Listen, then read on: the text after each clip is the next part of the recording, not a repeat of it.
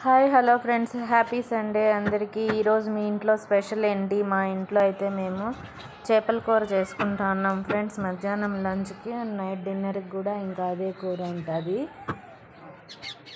Morning చేపలు పట్టుకొని వచ్చినారు. ఇంకా మా ఆయన కట్ చేసి నీట్గా ఉప్పు కొంచెం పసుపు వేసి క్లీన్ చేసి ఇచ్చేసినాడు కూర చేయమని చెప్పి. నేనైతే కూరకు కావాల్సిన అన్ని మసాలాలు తీసుకొని గ్రైండ్ చేసుకున్నాక ఇంకా దాంట్లోకి పెద్ద ఎర్రగడ్డలు అయితే బాగుండవు, చిన్నవి అయితే బాగుంటాయి అని మా అత్తమ్మ చెప్పింది. అందుకని చిన్న చిన్న ఎర్రగడ్డలన్నీ తీసి వలుసుకునేసినాను.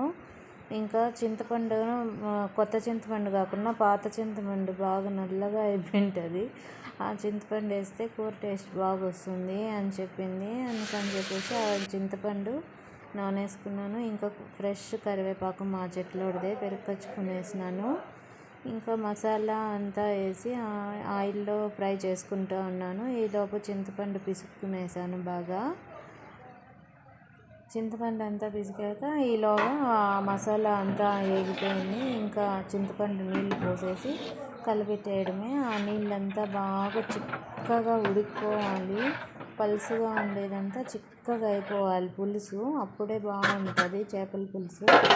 ఇంకా దాని మీద ప్లేట్ పెట్టుకొని పెనం పైన పులుసు అంతా చిక్కగా ఉడికేంత వరకు ఉడకబెడుతూ ఉన్నాను. ఒక 15-20 నిమిషాల వరకు ఉడకబెట్టాలి. చూడండి, పులుసు బాగా ఉడుకుతూ ఉంది. ఇలా 20 మినిట్స్ వరకు బాగా ఉడకబెట్టాలి. ఉడకబెట్టిన తర్వాత పులుసు అంతా చిక్కగా అయిపోయింది. చూడండి, చిక్కగా అయిపోయింది. చేపలు కూడా వేసేసినాము. చేపలు ఇంకా పైన కొత్తిమీర వేసేసుకున్నాను. ఇంకా అంతే. కొద్దిసేపు చేపలు ఎక్కువ ఉడకాల్సిన పని లేదు, ఒక 5 మినిట్స్ చాలు. ఎందుకంటే మళ్ళీ పులుసులో ఉడికిపోతాయి. పులుసు బాగా ఉడికిపోయి ఉంటుంది కదా, అందుకనేసి. అంతే. ఇంకా వేడి వేడి చేపల కూర తీసుకొని మా ఆయనకి ఇచ్చేసాను ప్లేట్లో. అన్నము చేపల కూర వేసి తింటా ఉన్నాడు. ఎలా ఉంది చెప్పు అంటే బాగుంది అని చెప్పినాడు.